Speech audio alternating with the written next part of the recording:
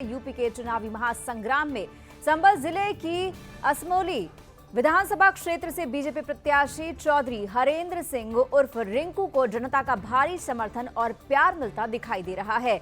पिछले 10 वर्षों से इस विधानसभा पर सपा का कब्जा रहा है, लेकिन इस बार जनता का मूड बदला हुआ नजर आ रहा है। बीजेपी प्रत्याशी चौधरी हरेंद्र सिंह को इस विधानसभा क्षेत्र की हर बिरादरी और हर समाज का भारी समर्थन मिलता दिख रहा है। जनता का क्या मूड है, आइए देखते हैं हमारे संवाददाता राजीव गिल की खास रिपोर्ट में।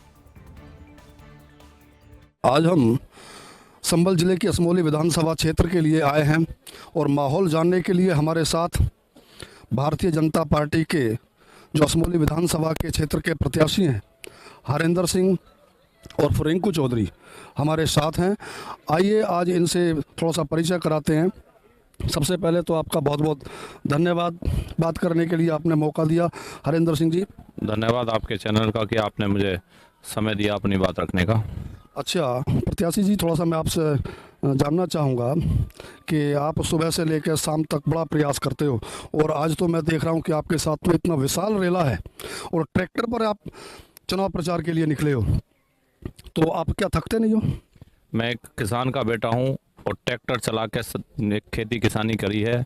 अब उसी चीज़ में बढ़ के आज राजनीति में हूँ और थकने का क्या मतलब, किसान का बेटा मेहनत करके खाता है, मेहनत करी है तो थकन कहीं महसूस नहीं होती। और इन लोगों का उत्साह, जिस गांव में जा रहा हूँ ट्रैक्टर लेकर, पहले ही मेरे किसान भाई सब तैयार रहते हैं मेरे स्वागत के लिए और उसी उसमें आज मैं इस ट्रैक्टर पर इस गाँव में घूम रहा हूँ, तो थकने का तो कोई मतलब नहीं। इनके उत्साह के आगे सब थकन दूर हो जाती है, थकते नहीं। जैसे आप सारे प्रचार करते हो, आप लोग कितने सुबह से शाम तक, रात तक, आप देर रात तक प्रचार करते हो, तो आप जनता के बीच में घर घर जाते हो, ये सुनने को मिला है। बड़ी तारीफ आप लोगों की करने मिली है, लेकिन आपके मुद्दे क्या हैं? क्या मुद्दे लेकर जाते हो आप जनता के बीच में?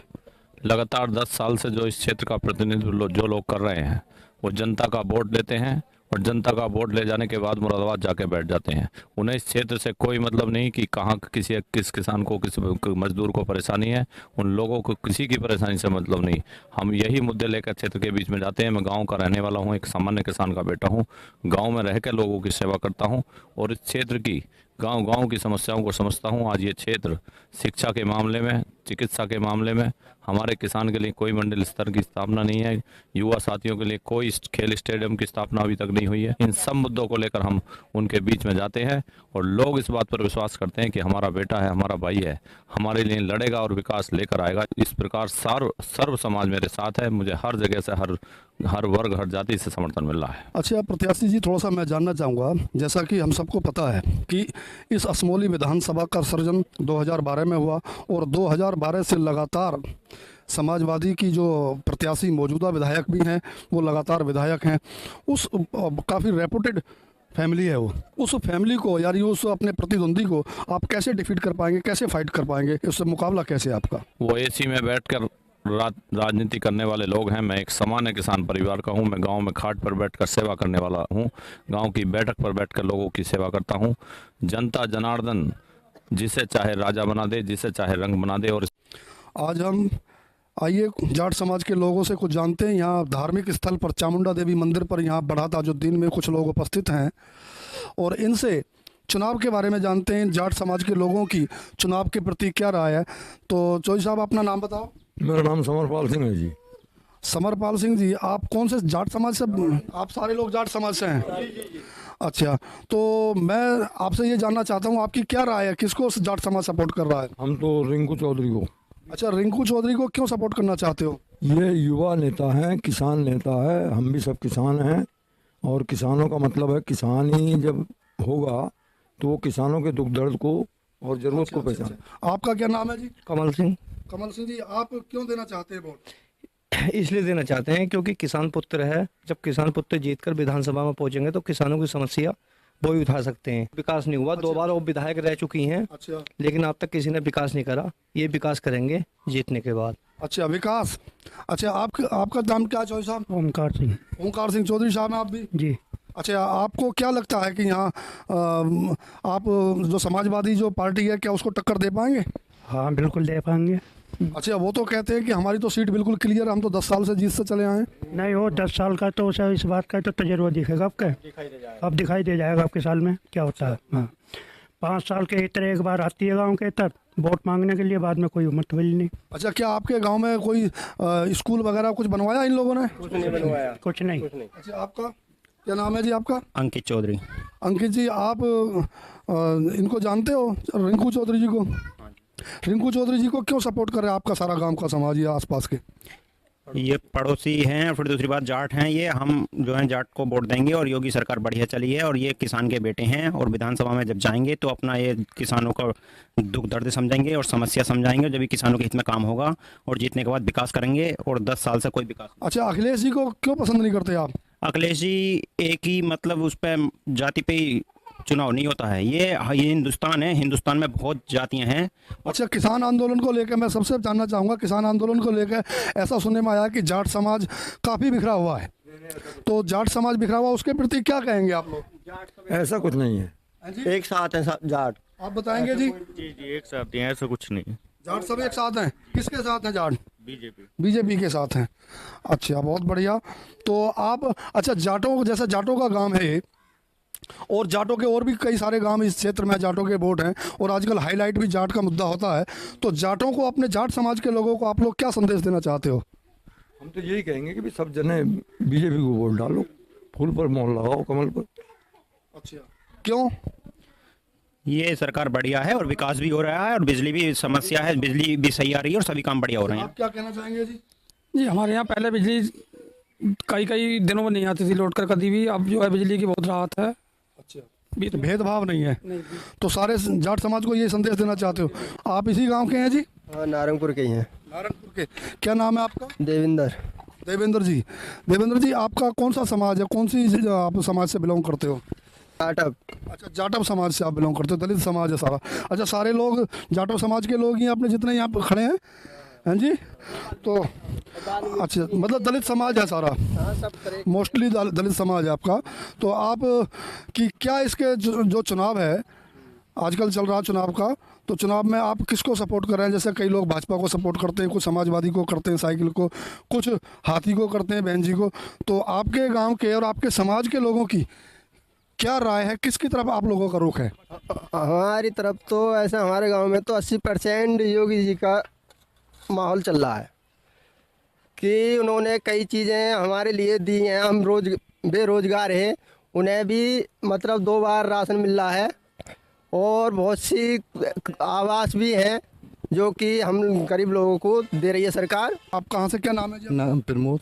प्रमोद जी, आप इसी गांव के रहने वाले हैं? रहने वाले हैं। तो आप कौन से दलित समाज से हैं? प्रमोद। अच्छा, तो आप क्या कहना चाहेंगे? हम तो योगी जी को लड़ा रहे हैं। योगी जी को? जी। तो योगी जी में ऐसी क्या खासियत है? जो खेत के यार जाते हैं, रात बरात पहले चोटा मिल जाए, बम हो। हाँ जी, आप थोड़ा सा ये बताओ मुझे कि आपने ऐसा क्या चीज़ रिंकू चौधरी जी में देखी जो आप हरेंद्र सिंह और रिंकू चौधरी को आप सारे गांव के लोग सपोर्ट करते हैं? वो हमारे किसानों के बीच में ही रहने वाले हैं, और किसानों के लिए उन्होंने काम किया है, ट्यूबवेल भी खुलवाए थे, उन्होंने मेहनत की है। अच्छा, दूसरी जो सपा प्रत्याशी और जो अपने बसपा प्रत्याशी रफतुल्ला सिद्धा, वो भी तो आपके लोकल के ही होते होंगे? हाँ, लोकल गेले हैं, उनके बारे में हमें ज़्यादा जानकारी नहीं है। ज़्यादा जानकारी नहीं है। तो ये गांव के रहने वाले हैं रिंकू चौधरी जी, सबकी सुनते हैं। इनका स्वभाव कैसा? बहुत अच्छा, बच्चे को भी गले लगा लेते हैं। बच्चे को भी गले लगा लेते हैं। माँ कैला देवी के पास का जो भूड़ का क्षेत्र है, ये सारा यदुवंशी क्षेत्र के नाम से जाना जाता है, और यहाँ कुछ भाई लोग यहाँ उपस्थित हैं। जी, आपका नाम क्या है? मेरा नाम भारत है। अच्छा, अब बाबूजी ये बताओ, आप कौन से समाज से ताल्लुक़ रखते हो? यादव है। अच्छा, दद्दा यादव हो? तो अब की बार का इरादो है? हमारे ये राजा साहब बीजेपी लड़ा रहे हैं जी जान से। अच्छा, बीजेपी में ऐसी क्या खास बात है जो आप बीजेपी को लड़ा? ये है कि वक्त पर टाइम सही काट रहे हैं, तमंचा वगैरह जी हमारे सामने ना आ रहे। अच्छा, बहुत बढ़िया, बहुत बढ़िया। तमंचो ना है? नहीं। अच्छा, हमारे एक भाई यहाँ उपस्थित हैं, और मैं सबसे पहले इनसे जानना चाहूँगा कि आपका नाम क्या है? मेरा नाम सुखबीर यादव है। एक बात मैं सुखबीर जी आपसे जानना चाहूँगा कि अभी जैसे जो मौजूदा विधायक हैं पिंकी यादव जी, उनका काफ़ी मुझे लगता है सहजा सुनने में आया कि इस क्षेत्र में काफ़ी वर्चस्व है, और जब से ये नया विधानसभा क्षेत्र असमोली बना है, और असमोली विधानसभा जब से बना तभी से उनके कब्जे में ये क्षेत्र है। तो आप भाजपा वाले, आप कैसे समझते हो, कैसे आप उनसे फाइट कर पाओगे? देखिए, बड़ा स्पष्ट है, यदुवंशी समाज मैंने कहा ना देश के साथ है अब, दूसरा, इन सब की मंशा को हम लोग जान चुके हैं, यादव समाज पूरी तरह से जान चुका है। जब जब ये चुनाव लड़ते हैं तब तब यहाँ आके टेंट लगाते हैं, यहाँ के रहते हैं। जैसे ही चुनाव खत्म हो जाता है, या तो ये महारानी विक्टोरिया मुरादाबाद में रहती हैं या फिर लखनऊ में चली जाती हैं, उसके बाद में कहीं दिखाई न देती हैं। इनके जो दलाल टाइप के लोग हैं वो क्षेत्र को लूटने का काम करते हैं। सभी समाज जो है बहुत परेशान है इन लोगों से। और मैं समझता हूँ अब हम सब लोग पूछ रहे हैं, हम शिक्षित युवा हैं, शिक्षा के क्षेत्र में इन लोगों ने कभी कोई काम नहीं किया, क्योंकि यहाँ का जो युवा है, यहाँ का यदुवंशी समाज हमसे अगर प्रश्न करने लगेगा तो इन लोगों की खटिया खड़ी कर देगा, इन्हें निकाल के यहाँ से भगा देगा। अब बात करें हम विकास की बात, इनके दादा यहाँ पे मतलब विधायक मंत्री रहे हैं, पिताजी सांसद और मंत्री रहे हैं, माताजी जिला पंचायत सदस्य रही हैं, जिला पंचायत अध्यक्ष रही हैं, और स्वयं 2 बार से विधायिका हैं असमोली विधानसभा की। क्या दिया है इस बूढ़ क्षेत्र पे? हम पूछे ना, हम लोग पूछ रहे हैं आज, इनके पास में कोई उत्तर नहीं है, कुछ भी बताने के लिए तैयार नहीं है। ये अगर इनसे पूछा जाए आपने क्या दिया है तो ये निरुत्तर हो जाते हैं। फिर कहते हैं हम आपकी बहन हैं, आप हमारे चाचा हैं, आप हमारे ताऊ हैं, आपकी हम बुआ हैं। भैया, इन झूठे रिश्तों की दुहाई देके हम लोगों को कब तक आप लूटते रहेंगे? दीदी, कब तक हम आपको भात दें, कब तक हम आपको सम्मान दें? अब ये ज़्यादा हम लोग बर्दाश्त करने वाले नहीं हैं। हम लोग राष्ट्र के साथ हैं, देश के साथ हैं, इसलिए भाजपा को हम लोग सपोर्ट कर रहे हैं। बहुत बढ़िया, आपसे बात करके अच्छा लगा। क्या नाम है आपका? जी, मेरा नाम ताहिर है। ताहिर जी, आप इसी गांव के रहने वाले? हाँ जी, हम फतेहपुर देव का ही हूँ। देव के। तो जैसा कि आपको पता है कि ये चुनाव का माहौल चल रहा है और सारी पार्टियां उससे प्रत्याशी हैं। बहुजन समाजवादी पार्टी से प्रत्याशी है, समाजवादी से भी प्रत्याशी है, भारतीय जनता पार्टी से भी कोई ना कोई प्रत्याशी हैं। तो इस बार आपके यहाँ जैसे गांव का या आपके मुस्लिम समुदाय से आप, मुझे लगता है सारे लोग हैं, तो आप लोगों की क्या राय है, किसके प्रति आपका रुझान ज़्यादा है? तो ये रुझान तो साहब वैसे हमारी गिनती तो करे साइकिल वाले ही, लेकिन इस क्षेत्र में तो साहब, हमारे क्षेत्र में तो इस समय रिंकू भैया का ही है मामला। ये लोगों का, जैसा मैं देखता हूँ कि सारे मुस्लिम समुदाय के लोग यहाँ उपस्थित हैं, तो ऐसा क्या इस भाजपा सरकार ने आपको करा कि आप लोग भाजपा के प्रति आकर्षित हो गए? जो जी हमारे साथ तो उन्होंने, एक तो नंबर 1 कर्ज माफ़ हुआ, तो हिंदू मुस्लिम का भेदभाव नहीं हुआ, और राशन में हमारा भेदभाव नहीं हुआ, ना बिजली में भेदभाव हुआ, ना किसी जाति धर्म पे हमारा कोई भेदभाव नहीं हुआ। हमें जो सब बराबर उन्होंने समझा। ये तो फिर पार्टियों का भड़काने का काम होता ही है, वो करते ही रहते हैं अपने झूठ सच। अगर वो सच्ची है समाजवादी वाले, तो उन्होंने फिर विकास क्षेत्र में क्यों नहीं करा? असमोली विधानसभा में 750 करोड़ रुपया कहाँ गया, उन्होंने कहाँ लगाया? तो हम तो वोट विकास को देंगे साहब। क्या नाम है? मेरा नाम मोहम्मद उमर है। आपकी क्या राय है जी? हमारी राय ये है साहब, मैंने जो है पिनकी ने जो आज तक कोई काम नहीं करा, और हर गांव में आती भी है, तो आती है तो क्या नाम है, प्रधान को, डीलर को जानती है और किसी को जानती ही ना।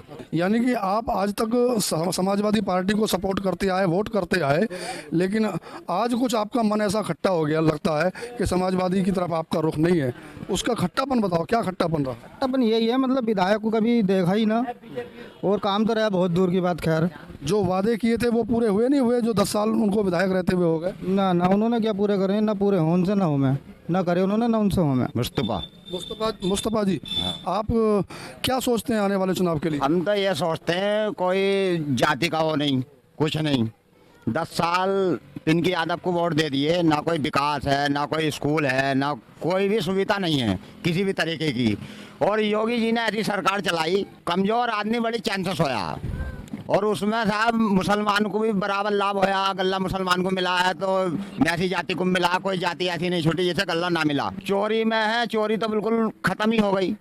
ऐसे मान लो, ऐसी सरकार चलाई योगी साहब ने, ऐसी सरकार अभी तक किसी खां की नहीं चली। आइए महाराज जी से मिलते हैं। महाराज जी, सबसे पहले तो आपको प्रणाम। मैं सुदर्शन न्यूज की तरफ से आपको प्रणाम करता हूँ। मेरा बड़ा भाग है कि आपके दर्शन मिले, माता देवी के दर्शन यहाँ प्राप्त हुए, तो मैं आपका अभिनंदन स्वागत करता हूँ। और उसके साथ में मैं थोड़ी सी आपकी जानकारी चाहता हूँ महाराज जी। जैसा हम सब जानते हैं कि इस क्षेत्र के अंदर जो भूड़ क्षेत्र है और यादव समाज की कुल देवी का मंदिर है, और जब समाजवादी सरकार थी और आज योगी जी की सरकार है, तो आप ऐसा क्या महसूस करते हैं? दोनों में कुछ अंतर आपको लगता है? पहले जो समाजवादी की सरकार होती थी और आज योगी जी की सरकार है, तो उसके प्रति आपका क्या अंतर दोनों में महसूस करते हैं? कृपया आप बताइए। गुंडागर्दी खत्म हो गई, बहन बेटियां सुरक्षित हो गई, संत समाज गौरवान्वित है योगी सरकार में। अच्छा महाराज जी, जहाँ तक विकास का सवाल है, मैं जानना चाहता हूँ कि क्या योगी सरकार में विकास ज़्यादा हुआ या पहले समाजवादी सरकार में यहाँ विकास ज़्यादा था? यहाँ पर विकास जो हुआ है योगी सरकार में ज़्यादा हुआ है। उसका कारण ये रहा है कि यहाँ पर पहले लोग जो खेती करते थे वो इंजन से करते थे, बहुत महंगी खेती होती थी डीजल की, और जो लोग पूर्ति नहीं कर पाते थे। योगी सरकार ने किसानों के लिए ट्यूबवेल भी फ्री कर दिए, कनेक्शन भी फ्री कर दिया, बिजली भी फ्री कर दी, सब कुछ तो फ्री कर दिया। और अभी तो बहुत अच्छा कर दिया, घर घर ट्यूबवेल, हर खेत खेत ट्यूबवेल हैं, बिजली है, खेती हो रही है, डीजल नहीं फूक रहा है, तो आमदनी भी दुगनी हुई है।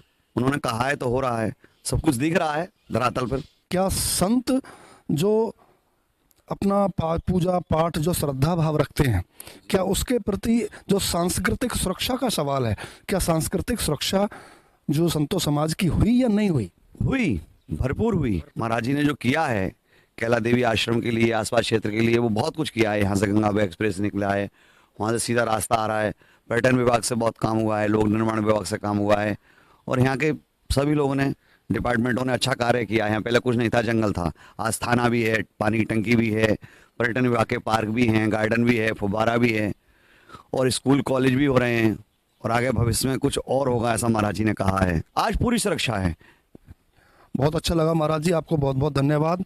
और यहाँ महाराज जी के अनुसार कि सड़क सुरक्षा और संस्कृति तीनों की रक्षा योगी जी ने की है, ऐसा महाराज जी का मानना है।